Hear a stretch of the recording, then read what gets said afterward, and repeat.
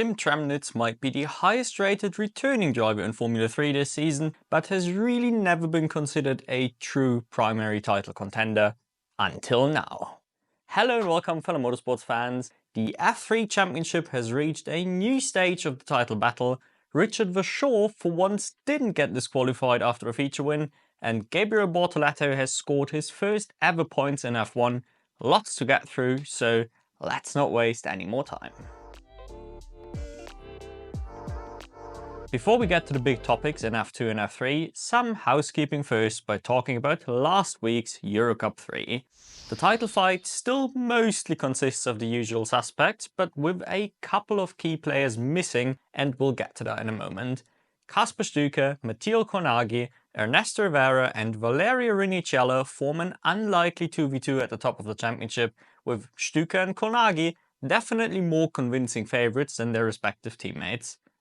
If I had to make a prediction at this moment in time, I'd say Cornaghi looks like the best driver on the grid, but Campos is a bit superior to MP, seemingly giving Stuka that all-important edge. But feel free to let me know how you see things at the moment. There's two big losers as well from MP and Campos respectively. Winter Series winner Maciej Gladiš and French F4 contender Jules Caranta. Both hit the ground running over the winter but have fallen off considerably during the regular season.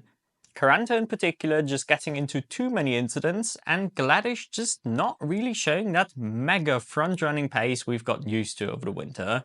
If anyone will launch a big comeback in the second half of the season, it'll be one of those two. Surely they won't finish the year behind Jesse Carrasquedo of all people. Ready to be horribly wrong with that one though. And two quick shoutouts. First for Garrett Berry's maiden single-seater victory in the reverse grid race. Berry is an interesting character, little karting experience to his name as far as I can tell, but a surprisingly consistent competitor in French F4 in 2023. Not noticeably fast, but just steadily scoring key points. And a similar thing appears to be playing out this year. I'd already noticed that he made a good jump from last season, but I definitely didn't expect to talk about such a clean win anytime soon, even if it was only the reverse grid. And second, I want to highlight a solid streak of races from Oscar Wirtz, even if driving for DriveX means his only reward are 2 points so far. Turns out it isn't easy to take on the MP and Campos squads that rules the series. Either way, Wirtz currently a great candidate to be overlooked by everybody despite putting in the work, so I'd suggest paying closer attention to that. In F3, we've got to witness Nikola Tsolov and Rafa Camara continuing their brilliant title battle with a bit of a twist this time around. Rafa Camara did not show up with quite his usual excellent form and actually struggled in the scrappy lower half of the top 10. A very different look from the man who has dominated 3 features so far.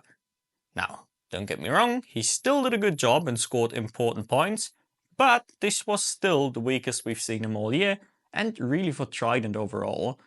Tsolov was clearly the man of the weekend in terms of performance, but that means little if you get disqualified after utterly dominating the feature race on track. That really was a massive moment for the championship.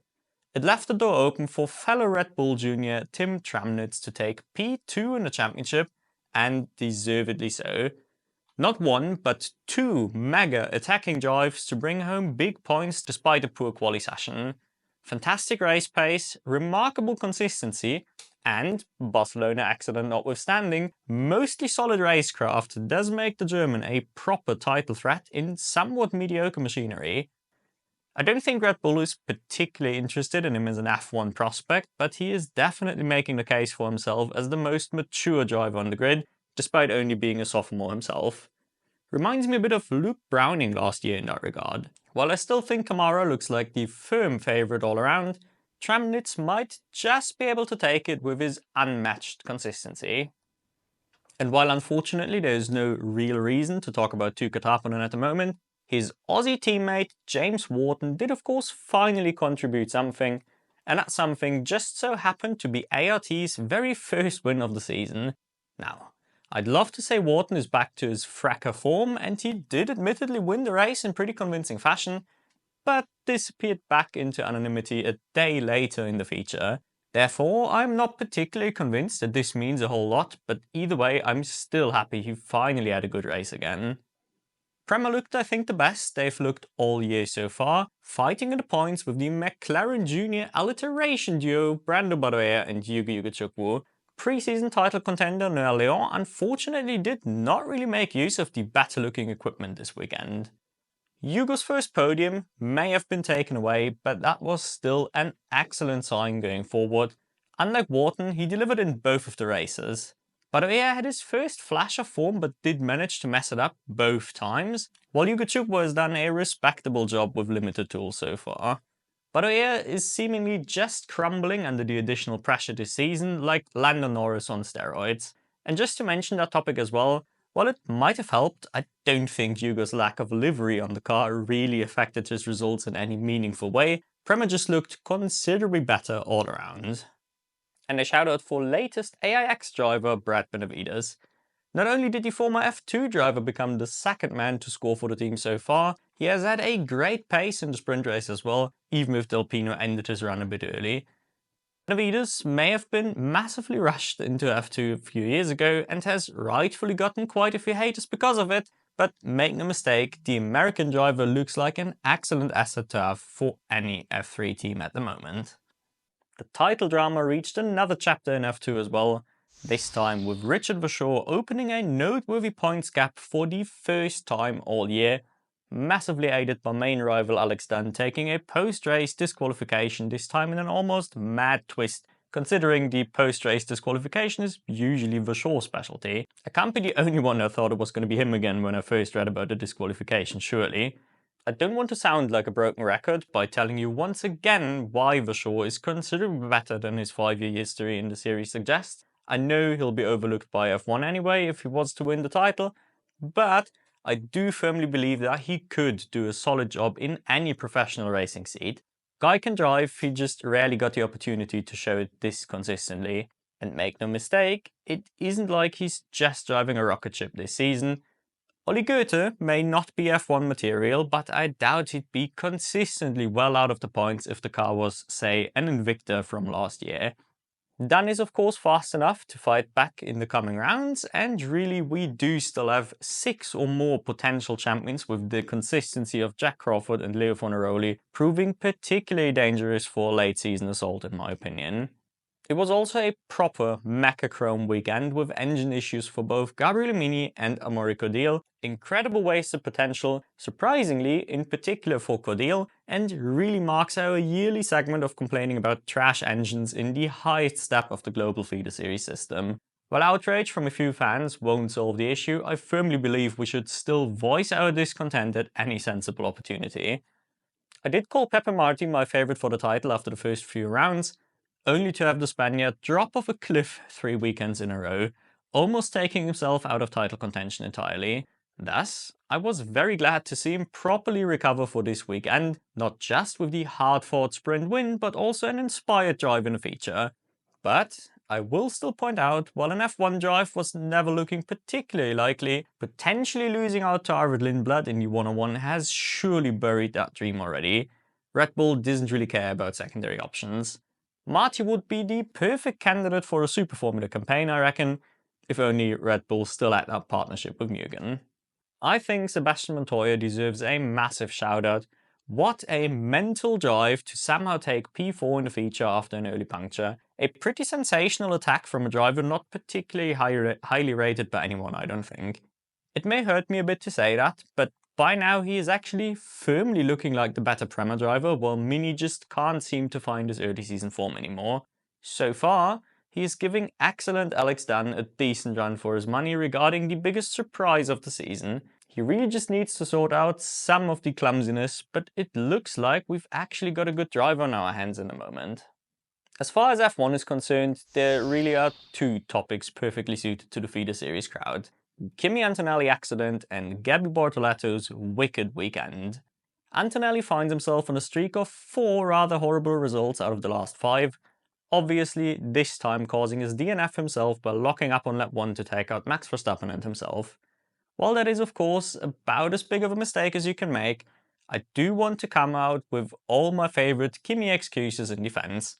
I do think an 18-year-old rookie is allowed a couple of big errors, and don't forget the other two DNFs on his record were mechanical issues. Either way, I mostly wanted to highlight that I really appreciate the way he handled the error, straight ready to apologize, just owning his mistake. Pretty mature for such a young guy if you ask me. I know that it was a really clear-cut situation, but that hasn't stopped drivers from trying to deflect blame in the past. Both Verstappen and teammate George Russell are excellent examples for this behavior. Reigning F2 champion Gabriele Bortoleto has meanwhile finally scored his first points of the year and did so in super convincing fashion. In many ways, I found his Q3 appearance more impressive than the actual race on Sunday, and he did execute that very nicely as well. Sure, Nico Hülkenberg did prove that the car was surprisingly good all around. Nevertheless, you still have to make use of the opportunity when it is there, something the Alpine rookies have struggled with in particular this season. All in all, this was a great weekend to show just how competitive this season's rookie class really is. Alpine pair aside, I think they should all be here to stay, even if Liam Lawson might find himself in the wrong seat at the wrong time to do so, with Lindblad knocking on the door already. Anyway, let's talk about the next generation in our quick weekly karting report. Today I've brought the results of the IAME Euro Series third round. Yeah, I know there was the Rotax Euro Trophy as well, but I haven't gotten to that just yet, so sorry about that. In the minis, the race started with a big bang, taking out a bunch of the Fusion Motorsports drivers and with them championship leader George House, giving his competition the opportunity to close the gap a bit after House's 2 perfect rounds to start the year. Milan Beku found his first ever win in the class and leaves the weekend in the best position out of anyone to challenge House for the title, though truth be told he'll most likely just be fighting for P2 against the likes of Harry Williams, Austin Newstead and Christian Kobe. In the juniors, it was still what it has been all season, with Riley Cranham as the man to beat. This time, his competition came from Dutch teammate Dieder Kreeft, and if I'm reading the results correctly, Cranham has already secured the title before the final round, pretty rare in a 4-round championship. And in the seniors, we've had a rather odd storyline playing out, with wildcard and current Ginetta Juniors competitor Freddie Lloyd just coming in and stealing the show, taking the win well ahead of all the key title contenders. Danny Caronini still leads the championship, but both Alex Garcia and round 2 winner Harrison Mackie have a solid shot going into the final round. It really should be a good one.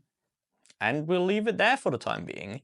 Next week will feature the entire road to Indy and almost all of the important feeder series in Europe, including Ian Eichmann's surprising Fracker debut, so it'll be a really good one. But for now, it is your time to drop all of your opinions and predictions down in the comments so we can get our lovely little discussion going. And otherwise, I thank you all for watching and I do hope to catch you in the next one.